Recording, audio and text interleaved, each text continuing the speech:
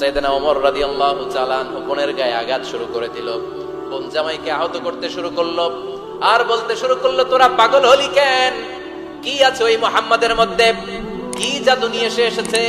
সে যাই বলে লোকজন পাগল হয়ে যায়, সবাই তার উপর কালিমা পড়ে ঈমান এনে ফেলে।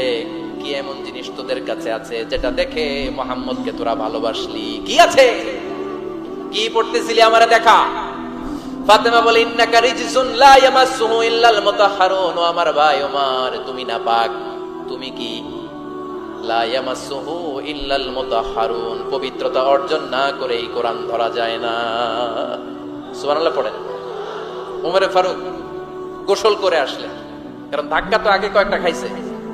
কথা বুঝেন নাই বোধহয়? প্রথমে দোয়ার ধাক্কা, পরে কোন সূরা দিয়ে ধাক্কা? হাক্কা দিয়ে ধাক্কা। 3 নম্বরে এখন আরেকটা ধাক্কা খাবে। গোসল করে আসলেন ফাতেমা